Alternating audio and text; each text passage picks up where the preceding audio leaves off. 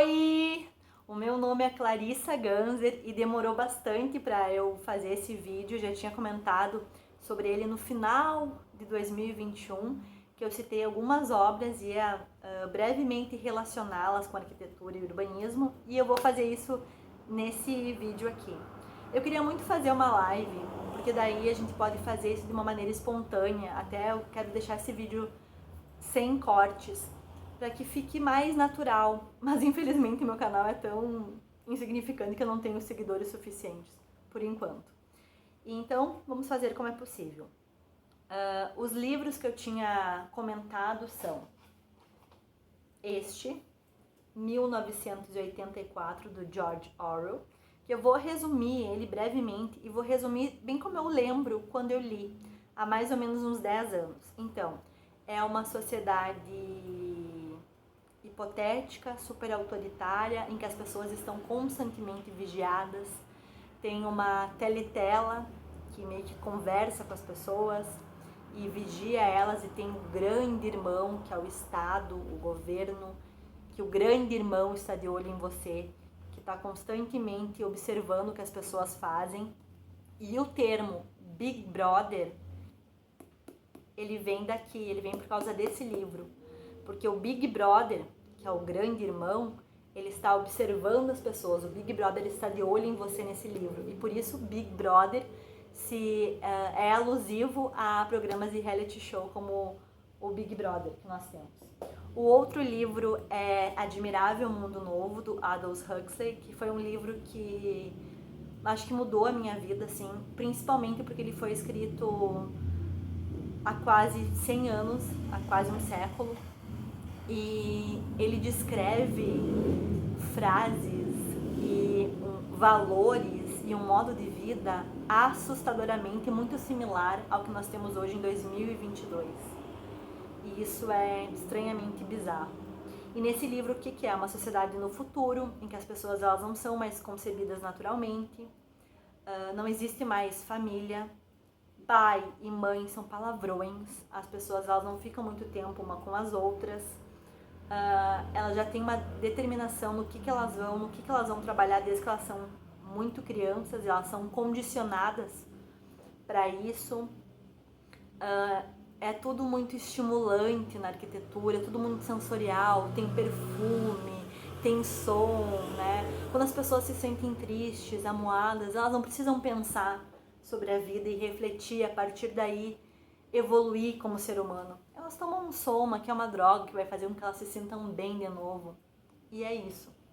E o outro livro, que era o livro que foi por causa desse livro que eu não fiz a live antes, que eu queria terminá-lo de ler, que é Beauty, do Roger Scruton, Beleza. E é um baita livro, porque ao falar da beleza, ele fala também sobre arte e sobre até o funcionamento do ser humano, né? Então ele fala, por exemplo, que beleza não é uma questão simplesmente de gosto, mas que há uma adequação, há uma ordem nas coisas e na arquitetura, e por isso que a gente sente que algo é mais bonito que outra coisa. Gostos também estão muito relacionados com uma moralidade sobre como tu enxerga valores e a vida, né? E não, isso não é completamente subjetivo. E sobre a arquitetura ele fala em um momento que a arquitetura ela tem uma metáfora, uma linguagem, bem como a moda. Eu já falei sobre isso em um vídeo, eu vou colocar o card aqui em cima, que também ela utiliza elementos, signos, para dizer algo que não está expressamente dito. Olha, eu estou usando esse blazer aqui para mostrar que eu sou uma pessoa trabalhadora. Eu estou usando essas mangas dobradas para mostrar que eu faço e aconteço, né? Isso é uma mensagem que ela não está dizendo verbalmente, mas ela existe, né? Eu já falei também nesse vídeo sobre algum exemplo de tu se sentir bem-vindo num lugar que diz entre, sinta-se em casa, quando ele usa um tipo específico de materiais, madeira, por exemplo, um tijolinho aparente, né? Do que quando tem algum lugar que tem um pé direito enorme, todo branco, com um lustre gigante, que está dizendo, olha, não sei se está bem-vindo para entrar aqui, aqui tem que ter poder para entrar nessa loja, sabe? Isso é uma linguagem, é uma mensagem através de outros elementos palpáveis que a gente pode pegar. Então, vamos falar brevemente desses livros. Se eu falar que é uma sociedade autoritária, que as pessoas são constantemente vigiadas, como que a gente imagina que é esse ambiente? Que é um ambiente aberto, com muitas áreas verdes e pessoas conversando uma com as outras? Ou que é um ambiente mais áspero, meio bagunçado, com prédios enormes que não são convidativos para entrar? Pensou? Vamos conferir agora. Olha só, aqui ele está falando de como era Londres, onde se passa essa história. A 1 quilômetro de distância, o Ministério da Verdade, onde ele trabalhava, onde o protagonista da história trabalha. E o que é esse Ministério da Verdade? Olha que legal, né? Até parece que tem relação com o mundo de hoje, né? Fica aí essa diquinha. O Ministério da Verdade é o quê? Ele reescreve a história para que a história caiba na narrativa. Então, um exemplo. Eu não sei se tem esse exemplo no livro, provavelmente não, mas é um exemplo que eu vou dar aqui.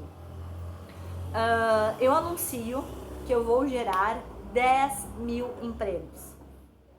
Daí, no caso, eu gero apenas 5. Eu não consegui cumprir a meta anunciada. Daí, o que eu faço? O Ministério da Verdade apaga e diz que eu ia gerar 1.000 empregos. Então, se eu falei que eu ia gerar 1.000 empregos e eu gero 5, nossa, eu aumentei a minha meta em 5 vezes. Olha como eu sou eficiente, entenderam? Palavras que não têm mais o mesmo significado. E se a gente prestar um pouquinho com atenção em palavras que são repetidas, elas não têm exatamente o significado original delas, mas elas têm um significado porque elas caibam numa narrativa que, infelizmente, é uma narrativa que não corresponde à realidade. Eu vou deixar isso aí no questionamento. Quem pegar, pegou. Quem não pegar, lamento, né? Sigamos. Então, o que ele fala aqui? A 1 quilômetro de distância, o Ministério da Verdade, onde ele trabalhava, erguia-se vasto e branco sobre a paisagem encardida. Aquela, pensou com uma espécie de contrariedade difusa. Aquela era Londres, principal cidade da faixa aérea. Ele fala aqui da localização de Londres e tal. Será que sempre houver aquele cenário de casas do século XIX caindo aos pedaços? Paredes laterais escoradas com vigas de madeira, janelas remendadas com papelão, telhados reforçados com chapas de ferro corrugado, decrépitos muros de jardins, adernando em todas as direções, e os lugares bombardeados, onde o pó de gesso dançava no ar e a salgueirinha crescia e se espalhava sobre as pilhas de entulho, e os locais onde as bombas haviam aberto clareiras maiores e onde tinham brotado colônias sórdidas de cabanas de madeiras que mais pareciam galinheiros. Então a gente vê que é uma sociedade o quê? Que o prédio do Estado é um prédio grandão e ele se destaca, enquanto o resto do cenário está todo caindo aos pedaços, o que reforça o quê? Poder do Estado, da autoridade diante das outras pessoas. Aqui ele segue.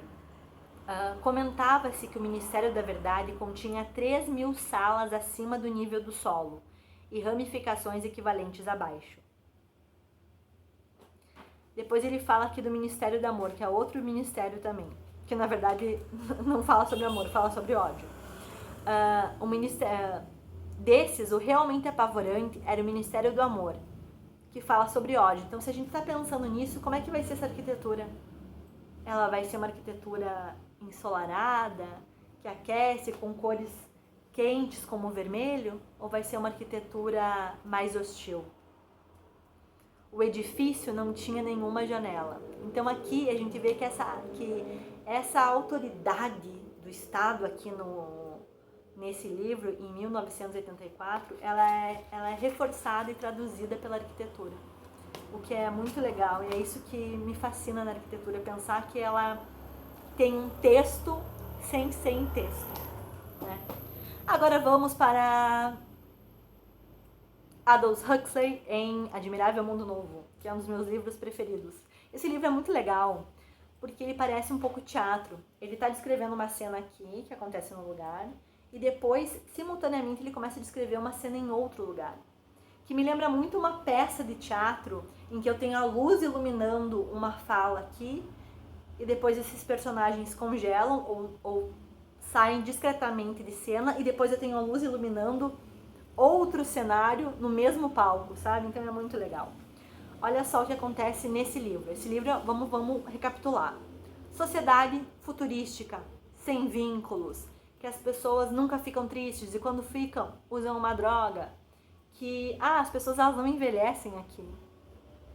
Parece o mundo de hoje, elas não envelhecem, elas estão sempre com aparência jovem, né? Tem algo muito sensorial, tem cheiros, tem sons, né? Olha só, como é que a gente imagina essa sociedade? Uma sociedade que vai romper com tudo que era do passado, acompanhada de uma campanha contra o passado, do fechamento dos museus e destruição dos monumentos.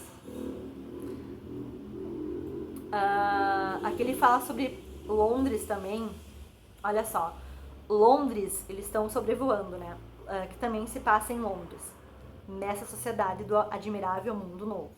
Brave New World. Londres diminuía sob eles. As enormes construções, encimadas por terraços planos como mesa, ao fim de alguns segundos não eram mais do que canteiros e cogumelos geométricos, brotando em meio a um verde de parques e jardins. Ou seja, todos os mesmos formatos. E aqui ele está falando de um eu não vou falar exatamente do que ele está falando, porque para não dar nenhum spoiler, mas vamos lá. Em uma sala vasta, clara graças ao sol e a pintura amarela, com 20 leitos, todos ocupados. Fulaninha morria acompanhada e com todo o conforto moderno. Como é que será que é esse conforto moderno? O ar era constantemente animado por alegres melodias sintéticas. Ao pé de cada cama, diante do ocupante moribundo, havia um aparelho de televisão. Deixava-se funcionar a televisão como uma torneira aberta, da manhã à noite. A cada quarto de hora, o perfume dominante na sala era automaticamente mudado, ou seja, um espaço que ele tem vários estímulos sensoriais para entreter a pessoa para o exterior, para que ela não precise olhar para dentro, já que eles vivem numa sociedade sem nenhum vínculo, né? Nós tentamos, explicou a enfermeira que recebera fulaninho desde a porta, criar aqui uma atmosfera inteiramente agradável, algo assim entre um hotel de primeira categoria e um palácio de cinema sensível, se é que o senhor me compreende. Ou seja, prazer, felicidade, sinta-se bem, né? Então, assim, quando eu li isso, o que eu pensei? Eu pensei que o espaço, ele deveria ser esse tanque para que esses excessos de estímulos que a gente acabou de ler aqui aplacassem a tristeza de uma vida sem vínculos. Então, cores, sons, cheiros oferecem excitação diante do vazio da miserável existência sem consciência. Sem consciência por quê? Se eu só faço tudo que me faz feliz e não tenho responsabilidade nenhuma, que eu não sou totalmente livre, porque liberdade só tem relação se tu é responsável, tu banca o que tu quer. E outro que tu não tem responsabilidade, tu não banca suas escolhas, ou seja, não tem nenhum tipo de consciência sobre aquilo. É só uma experimentação constante da vida. Então, existência sem consciência e, portanto, frustração e dor. Só há felicidade, só e felicidade.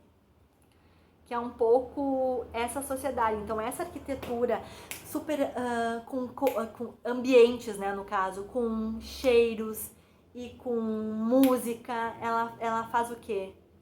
Te entretém, né? Te deixa felizinho, né? Porque é isso que essa sociedade aqui quer, é um controle diferente da outra sociedade, que é controlar através de uma autoridade que está ali. Aqui quer controlar pelo prazer, pelo divertimento, para que tu não reflita e que tu não pense, que tu não crie vínculos. E quanto mais porosos são os indivíduos, mais facilmente eles são manipulados, né? E Beauty é esse livro maravilhoso do Roger Scruton que fala sobre arquitetura e fala sobre também muito sobre a nossa sociedade de hoje, porque ele fala em algum momento da beleza humana e como a gente vulgariza o corpo como se ele fosse algo separado de quem a gente é, apenas como uma forma de obter satisfação e deleite e receber talvez algum tipo de atenção expondo o nosso corpo para isso. Ele fala um pouco sobre a pornografia. Enfim, é um livro muito legal. E é isso. Brevemente, 15 minutinhos, meu Deus. É mais ou menos isso. E um outro livro que fala também sobre a beleza, e tem um pouco de relação, agora que eu lembrei do Admirável Mundo Novo, é O Retrato de Dorian Gray, do Oscar Wilde. Que também é o Dorian Gray, ele troca... é feito um quadro dele e ele faz uma troca, que é que esse quadro sofra todas as consequências das escolhas do Dorian, ou seja, que ele envelheça, que ele sofra, que ele receba tudo que o Dorian faz em vida, né? Como se fosse a moralidade, a consciência do Dorian num quadro, enquanto o Dorian permanece jovem e vivendo a vida num hedonismo sem fim.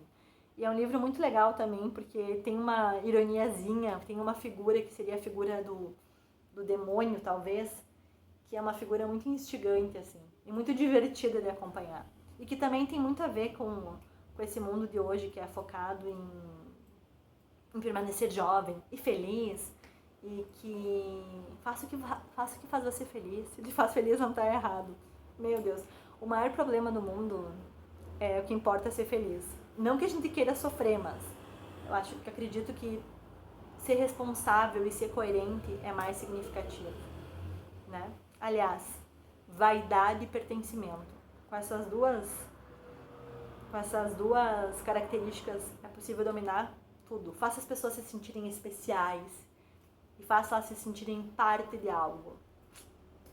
É capaz de dominar populações inteiras. Então, é isso. Espero que vocês tenham gostado e desejo para vocês um lindo dia e até a próxima. Tchau!